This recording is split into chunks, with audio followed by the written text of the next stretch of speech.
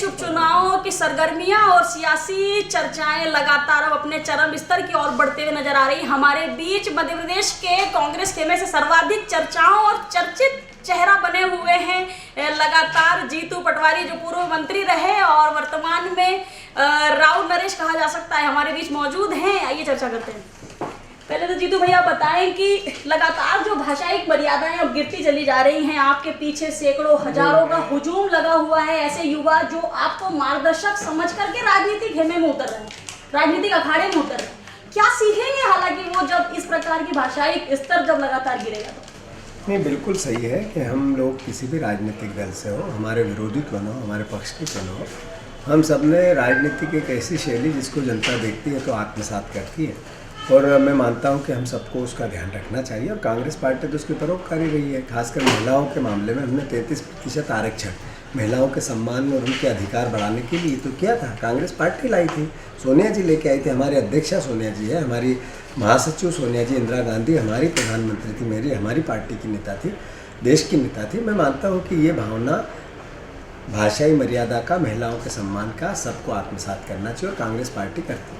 जीतू भैया, अगर 15 महीने पीछे जाते हैं तो ये जो सियासत का जो ध्रुवीकरण हुआ था, कहीं ना कहीं किसान उसमें अहम भूमिका निभाते हुए नजर आए। जो कर्ज माफी का जो एक दाव खेला गया था कांग्रेस की तरफ से, बोला जा सकता है, या प्रलोभन दिया गया था, परंतु 15 महीने बाद जब वापस भाजपा, जब आप ही के लोग जब भाजपा का दामन थाम के गए, तो कैसे देखते हैं वो कर्ज माफी आज भी एक अहम मुद्दा बना हुआ है? कर्ज माफी हमारा मोटिव था, किसानों का प्रलोभन नहीं था, किसानों के प्रति उनकी सेवा थी, उनकी सहायता थी। मैं मानता हूं कि ऐसी पूरी परिस्थिति में कमलनाथ जी का मोटिव, जब तक किसान की जेब में पैसा जाएगा वही पैसा मार्केट में आएगा और उसी पैसे से फिर अर्थव्यवस्था सुधरेगी। एक अच्छा इकोनॉमिस्ट ये कर सकता, अच्छा अर्थशास्त्री ये कर सकता, वो कमलनाथ जी कर रहे थे। भारतीय जनता पार्टी ने तो सबसे बड़ा अपराध देश में जो कभी नहीं होता, मध्य प्रदेश में तो हुआ ही नहीं, 14 राज्यों में सरकारें गिरा दी, लोकतांत्रिक सरकार गिरा दी। आप वोट देने गए जिस विधायक को, वो बिक जाए, आपको कैसा लगेगा? ये सवाल है आज। तो इन लोगों ने अर्थ दम के भाव से देश की सरकार के दम पे प्रदेशों की सरकारें गिराई। शिवराज सिंह ने स्वीकार किया। एक व्यक्ति बेचने वाला था, ज्योतिराज सिंधिया, हम नहीं कहते, जनता कहती है। एक व्यक्ति खरीदने वाला था, शिवराज सिंह चौहान, हम नहीं कहते, जनता कहती है। और कुछ लोग बिकने वाले थे।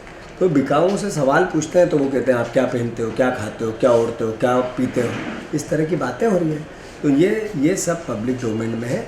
3 तारीख को इसका मत डलेगा लोकतंत्र की हत्या का। पटवारी जी, कर्ज माफी कौन सा अर्थशास्त्र है? हम क्या देने की कोशिश कर रहे हैं? हम किसानों को स्वावलंबी क्यों नहीं बनाते, सक्षम क्यों नहीं बनाते, आत्मनिर्भर क्यों नहीं बनाते? हम हजारों लाखों का कर्जा ही क्यों माफ करना चाहते हैं? क्यों आज भी 70 सालों के बाद भी हमारे देश का किसान जो है वो अपने में सक्षम नहीं हो पाया, आत्मनिर्भर नहीं हो पाया, आज भी आत्महत्या हो रही है? तो ये सवाल मेरे लिए तो बनता है इसलिए कि मैं भी किसान हूँ। ये सवाल तो शिवराज सिंह जी से पूछना चाहिए। आपने 15 साल से आप मुख्यमंत्री थे, क्यों इतने ज़्यादा कर्जदार हो गए किसान? बनता है उनसे सवाल? नहीं बनता, बनता नहीं बनता, बनता नहीं बनता, हाँ बनता है। तो इसलिए ही तो कर्ज माफ़ी मोटिव नहीं था, किसान को आत्मसंबल बनाना ही मोटिव था। सिर्फ किसानों का अर्थशास्त्र सुधारना कर्ज माफ़ी से नहीं होता, उनकी आय, जो उनकी लागत घटती है खेती में, वो घटाना भी था। बिजली के बिल आधे किए, खाद सस्ता किया, बीज उपलब्ध हो, ये किया। यही सब कारण था कि एक साल में बम्पर पैदावार हुई। शिवराज सिंह चिल्लाते हमने बहुत खरीदी की, खोद खरीदी, वो कमलनाथ की सरकार में उत्पादन हुआ था, उन्हीं की सरकार में था। तो कुल मिला के ये मोटिव कमलनाथ जी का था कि किसान को सहायता देना, उसको आत्मबल, आत्म स्वावलंबी बनाने की पाठ पे था। और आज्ञा फ़ख्र से कहते हैं किसानों की मदद करेंगे। उद्योगपतियों के तलवे चाटने से ज़्यादा हम किसान की मदद करने में विश्वास रखते, करेंगे। परंतु कर्ज माफी, फिर वहीं आ गए हम। कर्ज माफी करने की क्या जरूरत है? ये हमारी योजना थी, हमारा मोटिव है, हम सहायता करना चाहते हैं। कल हम सहायता करना चाहेंगे कि जितने हमारे जर्नलिस्ट हैं ये दौड़ते रहते हैं जगह जगह, इनकी सैलरी कम होती जाती है, परेशान होते हैं, कई परिवार बीमार हो जाता है, हमारा जर्नलिज्म वाला व्यक्ति, तो उसको आर्थिक सहायता नहीं मिलती, परेशान होता पूरा परिवार, उसकी सहायता सरकार करेगी।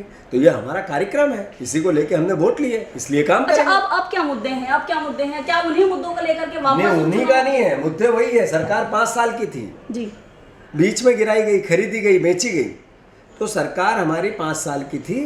5 साल में हमने कहा था किसान का 2 लाख रुपए तक का कर्जा माफ करेंगे, बिजली के बिल हाफ करेंगे, 1000 रुपया बुजुर्गों की पेंशन करेंगे, 800 का हमने फिर वादा किया है, गौशाला की गायों की सेवा करेंगे, उनके लिए चारे की व्यवस्था करेंगे, ये 51,000 बेटियों की शादी की देंगे तो देंगे।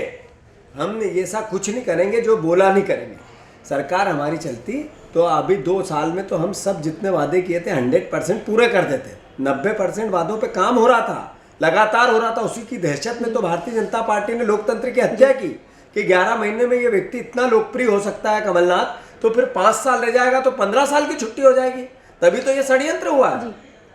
15 साल के शासन का तमाम चिट्ठा आपने खोल के बताया भ्रष्टाचार का। बिल्कुल। एक भी बड़ा नेता क्यों सलाखों के पीछे नहीं गया जीतू जी? क्या आप ये चाहते हो कि कांग्रेस पार्टी दुर्भावना से काम करे? जी बिल्कुल, दुर्भावना नहीं, यहाँ तो ये चाहते हो कानून का राज है जी, सरकार का, नेताओं का, प्रभाव का, दबाव का राज नहीं है, कानून का राज। हम जब तक किसी भी मुद्दे पर, पहले हमारे आरोप थे, हमने आरोप के तथ्य इकट्ठे किए, तथ्यों के आधार पर जांचें हुई, जांच के आधार पर पूरा केस तैयार हुआ और उसके बाद कार्रवाई होती। आपने यहाँ पर कार्रवाई हुई इंदौर में, देखा नहीं देखा? माफियाओं के खिलाफ देखा? तो ये हमारी दुर्भावना थी, उसमें हमने कोई कांग्रेस बीजेपी की नहीं की। हमारा सिर्फ मोटिव था कि मध्य प्रदेश में माफिया राज समाप्त हो।